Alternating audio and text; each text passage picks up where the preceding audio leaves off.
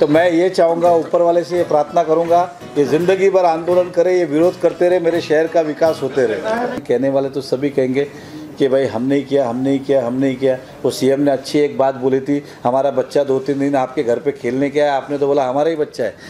कुछ दिनों पहले विपक्ष ने मेट्रो रेल को लेकर के बहुत घमासान किया था और इत्तेफाक देखिए कि पीएम नरेंद्र मोदी खुद जो है मेट्रो रेल के लिए भूमि पूजन के लिए यहाँ आ रहे हैं।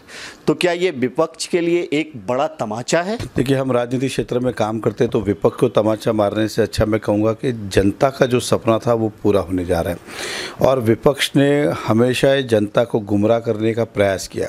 इस बात को कोई नकार नहीं सकता।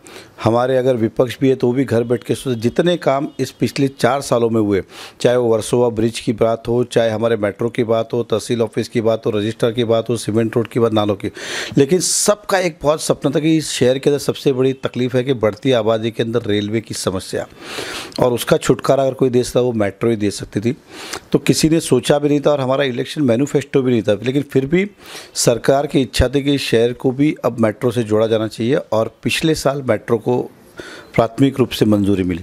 उसके बाद उसका डीपीआर तैयार हुआ, प्रोसेस हुआ और इतना बड़ा काम, ये 6000 करोड़ का प्रोजेक्ट है। और मेट्रो चलाना मतलब ट्रेन चलाना, कोई बस या रिक्शा नहीं चलाना है, उसके लिए बाकी सब टेक्निकलिटी, फिजिबिलिटी, ये सारी चीज़ें होती है।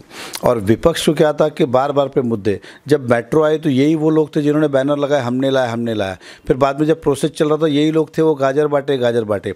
और देखिएगा आपके अभी यही वो लोग हैं जो उस मंच पे बैठेंगे और स्वागत करेंगे। अभी थोड़े 1-2 महीने पहले हमारी आलोचनाएं कर रहे थे और तब भी हमने ठोका था मेट्रो इस शहर में दौड़ेगी। और विपक्ष अब देखिएगा आपके इस फंक्शन में मोदी जी के स्टेज के ऊपर वो भी विराजित होंगे। मतलब ये जनता को क्या कहना चाहते, क्या गुमराह करना चाहते। सरकारी कामकाज है, 6000 करोड़ का काम है, ट्रेन की बात है, थोड़ा बहुत समय लगना ही लगना है, इसमें कोई स्वाभाविक है। और मैं आपको दावे के साथ कहता हूँ, आप भूमि पूजन डिजिटलाइजेशन के माध्यम से कल्याण में हो रहा है, क्योंकि बहुत सारे प्रोजेक्ट मोदी जी आ रहे तो सभी शहर को कुछ ना कुछ मिले, इसके लिए हमेशा हमारे मुख्यमंत्री जी ने प्रयास किया। तो 90,000 अफोर्डेबल गरीबों को घर दे रहे जो इनके पास घर नहीं है। करीबन मेरे ख्याल से कल्याण में भी 9000 करोड़ की मेट्रो चला रहे, यहाँ पे 6000 करोड़ की मेट्रो चला रहे। तो ये सारी सुविधाएं, मतलब कासरागोड़े से कल्याण, मतलब थाना से अगर कल्याण भी जाना तो ये होगा। तो ये इतनी बड़ी सुविधाएं मोदी जी के हाथों हो रही, इतने बड़े बड़े प्रोजेक्ट, थोड़ा समय स्वाभाविक है, लेकिन कम से कम शुरू हुआ है तो ख़त्म होगा। और इसका प्रत्यक्ष रूप से काम जो है, मैंने वो भी जानकारी ली, प्रत्येक रूप से मार्च एंड तक इसके काम की भी शुरुआत हो जाएगी मीरा भाईंदर की।